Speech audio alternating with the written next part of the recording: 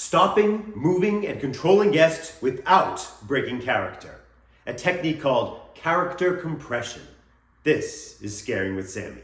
Everyone knows that in an emergency situation, you have to move the guests and they have to listen to you. So the character goes away, the mask comes off, hands up in the air, this way, this way, this way, and whatever it is, so that you're letting the guests know that you have to move them. You are moving them. However, there are a lot of situations during the haunt that you do not need to break character or stop the show just because you need to move the guests. So let's say that the guests are moving into an emergency exit, or they're walking down an actor hallway, or if you need to stop them, let's say that you need to break up a conga line, or if a set piece is broken, or if there's a protein spill, and you need to actually stop or move the guests. Now, in these situations, this is part of the show, you don't need or even want to break character. Now, the problem is that right from the start, we've been teaching these guests, we've been telling them to avoid you and ignore your entreaties. Stay there so I can peel you like a grape. Oh, Muffy, does that mean that we should stop here so he can get to us? No, dear, I think it means we should move on. Oh, righto, spot on. Oh, excuse us, excuse us. And sometimes we even tell them very explicitly during the rules. Nah, you stay together as a group. You don't touch the monsters, and you keep moving forward. Is this going to be a pirate haunt today? Aye, that it be, laddie. Okay, thank you. So we've been telling the guests very specifically to keep moving forward and to pretty much avoid the monsters. In fact, the more aggressive you are in trying to stop the guests, the more likely they are to try to avoid you. Stop right there! Oh, he's trying to get us to stop. Oh. So what we need to do is actually be able to communicate with the guests and let them know that we are actually talking to them. And so here's a technique called character compression, which means you're not going to ditch the character completely. We're just going to compress it in so that the guests can kind of see a little bit behind the mask to know that we, the actors, are actually giving them directions. So here's how this works.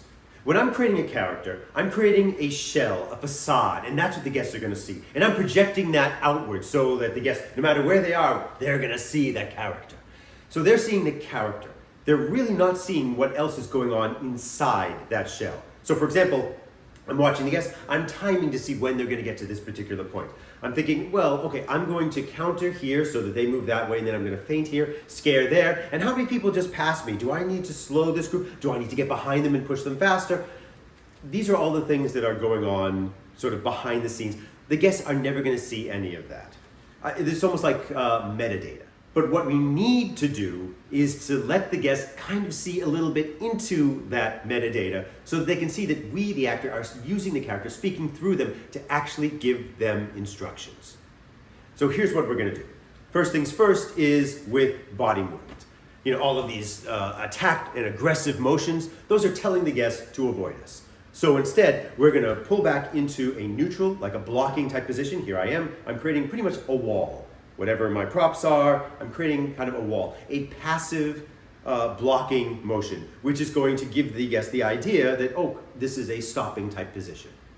Next is I am going to make eye contact with them, and I'm going to tell them very specifically what I am doing or what I want. I'm moving you in this direction. I'm stopping you right here. And you notice I'm doing this little head shake, as this little nod while I'm speaking to them, because this is a little psychological trick. If you're locking eyes and you're nodding, then it kind of gets the person to be nodding with you. In fact, you can get people to somewhat at least agree with you to a point just by speaking to them and nodding with them. You will like and subscribe and share this channel. So obviously it has limits.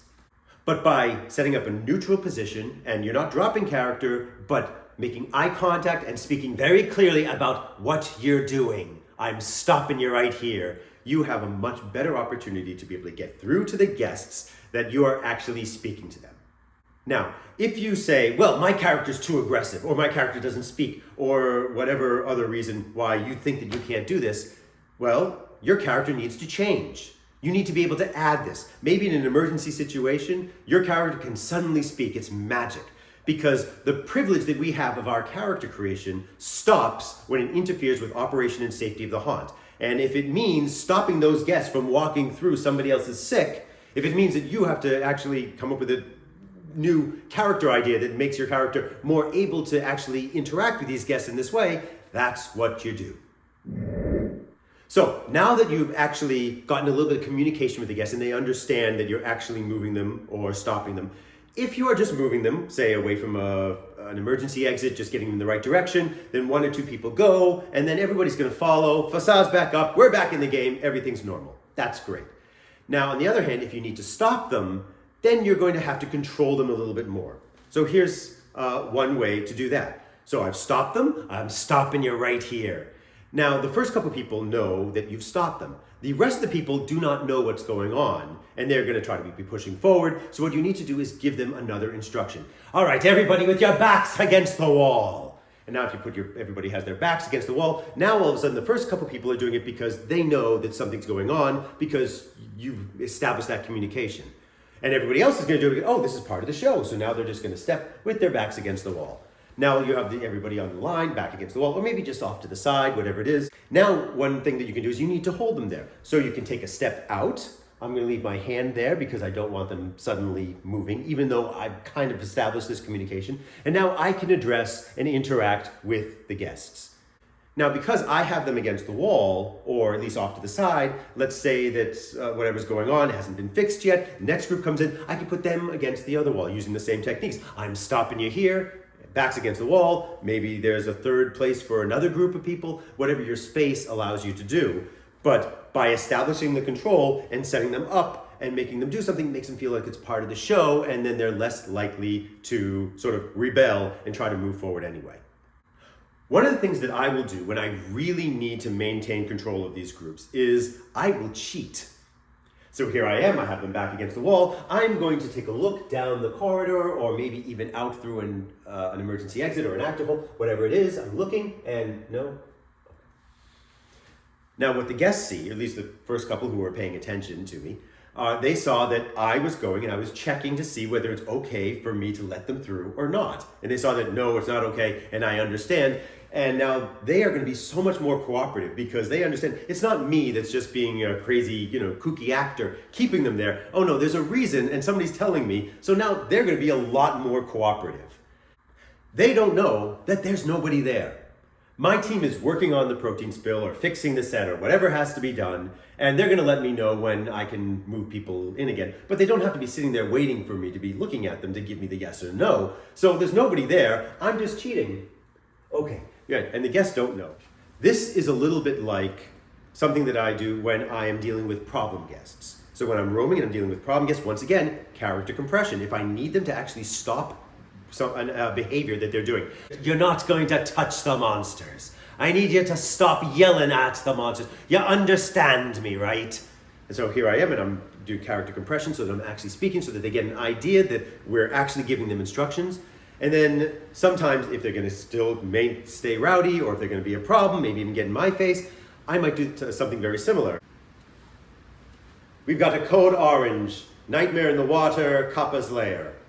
And usually what will happen is that person will either get it or maybe their friends will understand and then they'll stop them because they don't know that I don't have a radio. I'm just reaching underneath my costume. Or sometimes I have a radio, I don't know whether or not I have it on or not. They don't know that we don't have a code orange. But what I'm doing is I'm giving them a little bit of a hint into this metadata, a little bit peek behind the mask to let them know that there is something going on here and I actually am instructing them. And that's what character compression is all about. While we're talking about moving guests, here's a technique that I picked up at a convention called the rope trick. Basically, if you have a rope or a prop or something that you can hand to the guests and that they can actually hold on to, you can drag the guests around from one place to another. Basically, I'm going to use character compression. You're gonna grab this, you're gonna hold this. And once they are holding on to it, you can just walk away with it and they will actually follow you because they're holding on to it. It's just a natural thing that people do. So it's just one more way to stop, move, and control guests, which once again relies, at least in part, on character compression. Bringing the character in so the guests can see that you are actually speaking to them without breaking the character in its entirety. So there we have it. Stopping, moving, controlling guests without breaking character, a technique, character compression. This is Scaring with Sammy.